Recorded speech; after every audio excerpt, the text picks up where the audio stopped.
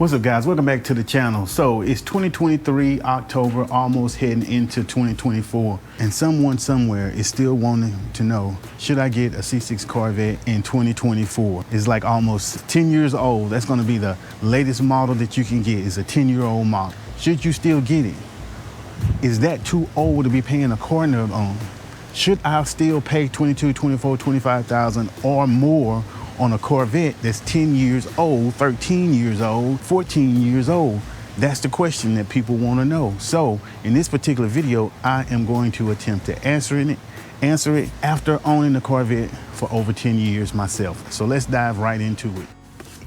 So I've owned my C6 Corvette for over 10 years, done a lot of mods to it. So I have the luxury of knowing going into 2024, is that still a great buy? Is a Corvette still a great buy? They're still hard to find at a reasonable price. People still want at least 20, 23, 24,000 for a decent one. And we're not talking 2012 or 2013. We're talking 2007, 2009 Corvettes. That's how much they go for. You can get a 2005 for about 14. You're still going to pay for it. So unless you have a lot of cash, you are going to have a car note for a 12-year-old car.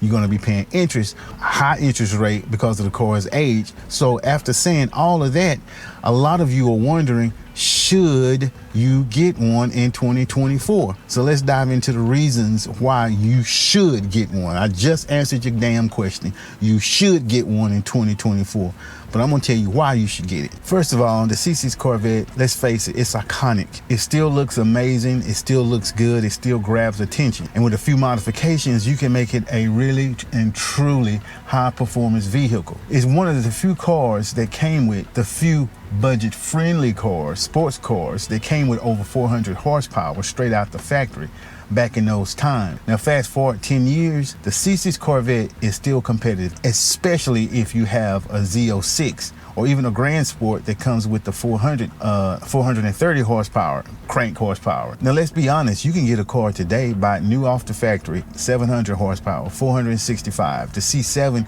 comes with like 465 horsepower. You can get that. I'm not saying that. The horsepower is there, especially today, but you're not going to get a car of this caliber new for 15,000, for 20,000. Not new, you're not. So you're going to have to pay. You're going to have a healthy car note just to get a C6 Corvette. A C7 Corvette, because those are going to run you 40 and up. You may find a holdout 2014 for 35, 36 with a lot of miles on it. But most of them, you're still going to be paying about 44. And we're not going to even talk about the price of a C7 Z06 and a C8 or Optimum. You may as well get an Acura NSX or something of that caliber. Now, so what are you left with? You have a Mustang. You get a Mustang GT. 400, I think those come with 460 horsepower. You can get a Scat Pack, 465 horsepower. Now, those cars, new today, are great, but they're heavy. All of the Dodge cars are heavy. So now, get you a C6 Corvette, 430 horsepower, 3,200 pounds, 3,500 pounds. And you can lighten that up with lighter wheels and whatnot and make it even quicker. So then you're wondering why this C6 Corvette is getting with this Scat Pack or getting with this Mustang GT that's of a newer model with more horsepower. So there's one reason right there why you should still get a C6. Now, you can take a C6 Corvette, $20,000 car, $25,000 car, take it to a road course track, go roundy round, and be competitive right off the bat. Still have a ton of fun, because the car, especially the Grand Sport and the Z06, the car is set up for track work. Now, people tend to go in straight lines because those tracks are more readily available, and it's a little bit easier in the pockets to drag race. Just put some tires on it and call it a day. You start doing road course, you're going to keep buying tires, keep getting brakes, and so forth. It can add up. Now, so you got a C6 Corvette, or you're thinking about getting one, and you know right off the bat that you're going to make it a performance car. That's why you need to get it. With just a few modifications, you can have a 500 wheel horsepower car very easily. If you don't put a header on it, if you don't put a cam in it, if you just get a Pro Charger and stick on it, or an A&A Supercharger and stick on it, you're going to have at least 535 horsepower and a minimal car note. And if you can do it yourself, you can buy the kit for $6 grand, put it on yourself, save a whole lot of money. That's what a C6 Corvette budget friendly. Your wife won't rip you another one for spending so much money on car parts. Now, let's be honest. The C6 interior is a little dated. I would be lying if I told you it wasn't a little dated. Ooh, look at that right there. Yeah. But that's okay, because you're not really concerned with how it looks like a heavy ass computer operated newer car with all the fancy traction control and launch control and all of that. That's all fine and dandy, but those cars, that's weight. Weight equals slow. Weight equals slow. Now, I will say this. If you have an A6 or thinking about getting an automatic C6 Corvette and you want to do some precision driving, you want to use the shifters to put in work, the automatic shifters on an A6 Corvette are garbage. There's a delay, there's a lag time. So you really have to pay attention to what you're doing so you can shift at the right point, at the right time. If you add any horsepower and those shift starts coming quicker, you got to know what you're doing, because there's a huge delay in the shifters. That's one thing that I do not like about the C6 Corvette. That is the one and very few things. Now let's talk about reliability. My C6 Corvette, when I drive it pretty hard, and I can say it's been really, really reliable. What do I mean by that? Most of the work that I've done on my Corvette has been for modification. In other words, to make it faster. I need to clean my engine bay up. Not necessarily fix anything. The few issues I've had, you can easily fix them yourself. Like you'll have issues with the door not working.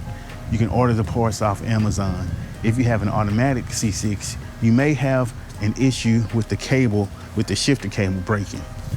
Now, if you're handy, you can fix that yourself or take it to the dealership and they will fix it. Now, those particular fixes will be few and far in between. Now, if you have a C606, now they have valve train problems. So if the heads haven't been fixed, make sure you ask that if you don't know it, because you will have to and will need to get those heads fixed or new heads placed on the car. So you can expect to come out of that change right out the gate, because 9 times out of 10, someone with a C6 Corvette is probably getting rid of it because they had problems with the heads on. Now here's another thing that I like about the C6, another reason why you should get it. We talked about performance, but look at the size of the brakes on my Grand Sport. They are absolutely huge. Now, you may be saying, fine and dandy, it got big brakes, I don't plan on going on a road course. Well, let me tell you, let me explain something to you.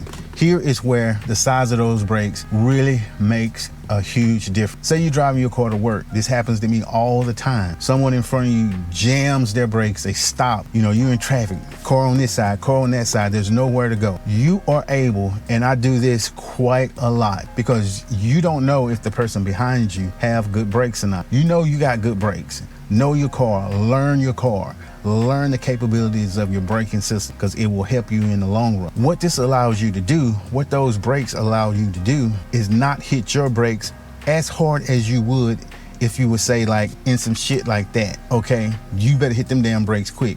But in a C6 Corvette, you know you have enough braking power to where you can look in your rearview mirror and ease on your brakes to give the car behind you time enough to slow down and not ramming your ass. Whereas if you're in a family sedan, you know, you're gonna have to jam those brakes pretty hard, which means there's gonna be an abrupt stop, which means the person behind you may not have enough time to hit his brakes. Everybody don't have the same type of brakes. That's one good thing about the C6 Grand Sport, the Z06 and the ZR1. Don't have any experience with the base model, but their braking may be the same, because it gives you a lot more time, we're talking milliseconds, to make split seconds decision on how hard to press your brake. You can get a little closer to the car in front of you to allow time for the car behind you to brake without putting this bumper in the back of your head. So this is just a little quick video. I wanted to tell you, if you're thinking about getting a C6 Corvette in 2024, go ahead and do it. The prices are good, they still look good. I mean, they're fun to drive. There's lots of stuff you can do to them to make them even more attractive. So I probably won't ever get rid of mine. It'll be a dedicated race car before I get rid of it. I just don't see a need to at this moment. Anyway, y'all let me know what you think about this video in the comments. This your boy. Peace.